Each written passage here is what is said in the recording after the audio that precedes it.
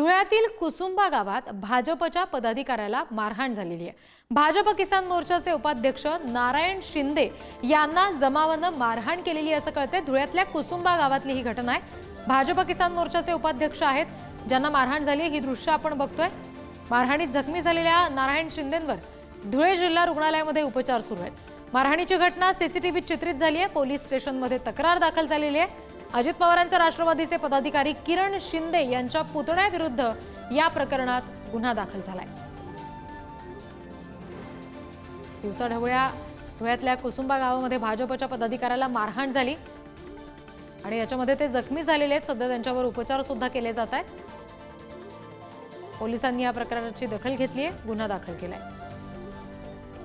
आणखी तपशील घेऊया प्रतिनिधी भूषण चिंचोरे यांच्याकडून। भूषण, या मारहाणीचं नेमकं कारण काय होतं समजू शकलंय का आणि पोलिसांनी काही कारवाई याबाबत आता केलेली आहे का? कुसुंबा या गावात ही मारहाण झालेली आहे। जमावाने भारतीय जनता पक्षाचे जे किसान मोर्चाचे उपाध्यक्ष आहेत नारायण शिंदे यांच्यावरती ही मारहाण केलेली आहे। या मारहाणीची जी घटना आहे ती सीसीटीव्ही कॅमेऱ्यात कैद झाली आहे। या मारहाणीमागे राजकीय किनारा आहे। अजित पवारांच्या राष्ट्रवादीचे पदाधिकारी किरण शिंदे यांचे समर्थकांनी मारहाण केल्याचा आरोप जो आहे तो किसान मोर्चाचे उपाध्यक्ष नारायण शिंदे यांनी केली आहे। त्यावरून किरण शिंदे यांच्या पुतण्याविरुद्ध कुसुंबा पोलीस ठाण्यात गुन्हा देखील दाखल झालेला आहे। कुसुंबा जिल्हा परिषद गटाची जी स्थानिक स्वराज्य संस्थांच्या निवडणुका आता होऊ घातल्या आहेत। कुसुंबा जिल्हा परिषद गटात पारंपरिक लढत जी आहे ती भारतीय जनता पक्ष आणि राष्ट्रवादी अशी होत आलेली आहे।